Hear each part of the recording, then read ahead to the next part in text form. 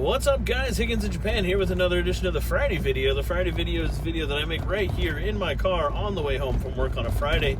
And it's been a while since I've made a video about Friday, or about Friday being Friday. No, made a video on Friday. It's been so long, I don't really remember what I do anymore. But yeah, it's honestly been way too long. I actually got, this is true, I'm not lying about this one, actually got a message from somebody saying, hey, are you still going to make Friday videos? Yes, I am. Format's a little bit different. As you can tell, my picture is now in the upper left-hand corner. I'm trying out an app that records front and both cameras at the same time. So we'll see if this works at all, or if it's something that's not going to work. You're going to have to slow down. That was my... Anyways. So yeah. We'll work this out. We got it. So yeah. So new setup, new camera. Not new camera setup, but just a different way of making it a little bit easier for me to edit these things. And so I figured that since it's been a while, I should do like a bit of an update, I guess, because... you know, maybe you're interested in the things that are going on in my life. And if not, then maybe in the next Friday video, we'll get back to talking about teaching things, and maybe we'll even touch on a few things in this video as well. But, so I think the last video, honestly, that I made, well, that's not true. The last video that I edited and published was back at Tokyo Game Show. I believe that was the last one. And yeah, so a lot has happened since then, obviously. Still working, still doing my thing here in Japan, as you can tell by the video of me driving here. But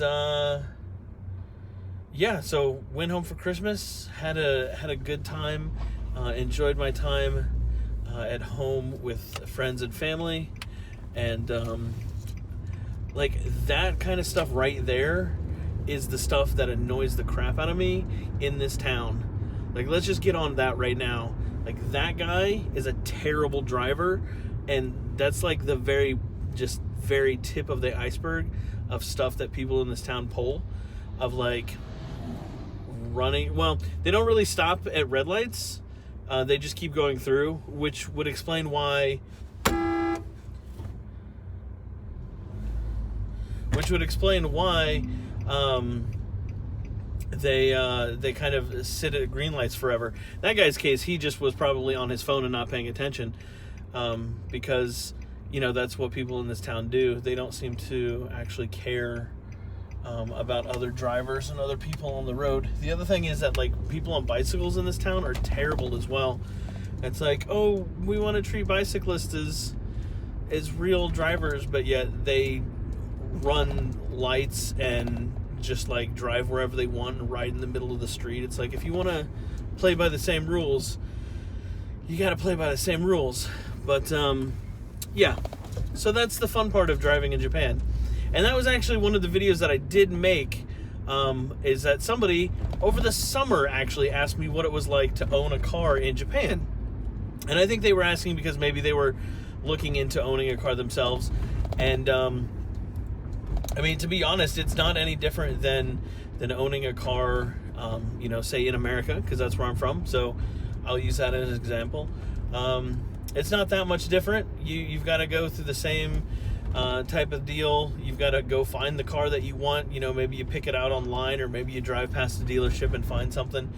There are a couple little extra things that you do have to do, such as you have to have your city, or you have to have your Hanko, your stamp, your personal stamp. You have to have that registered with the city if you're going to buy a car that's larger than a K car, which I found out when I got this car. So it's larger, the engine size is larger than a K car, so I had to go down to City Hall. It cost me about $3 to get it registered with City Hall, and you just stamp a couple forms and you're good to go.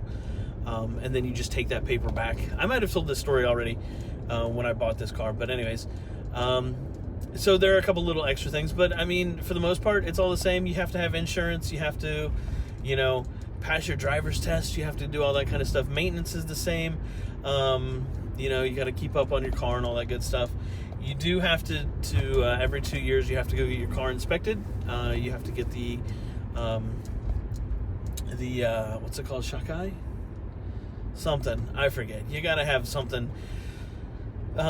Goodness, drivers in the town. Anyways, you have to get you have to get your car inspected every 2 years.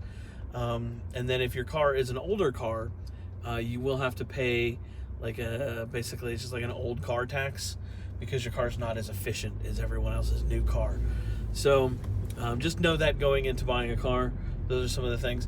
One of the other things I touched on in one of the videos I made that I did not upload was about how generous and kind the places that I've taken my car to get it worked on or to get things replaced, like little things here and there. And I don't know about where it is from where you're from, but in America, anytime that you take your car into the shop, it's like, well, I'm going to have to get this fixed, and then they're going to charge me, parts and labor, and they're going to charge me all these things, even if it's like a little thing. And the 2 times that I've gone to Autobox, which is like a big chain here in Japan, it's a big it's like an auto parts store. I can't even think of an example of, whatever the equivalent of an auto parts store is in your town, in wherever you live. One time they had to replace a fuse, and the other time they had to replace one of my backup lights in my car, and I didn't know how to get to the assembly to unhook it and everything. So I bought the light and said, hey, can you guys install it? And they're like, yeah, sure, no problem. So they took the light. I paid for the light. It was like $5 maybe.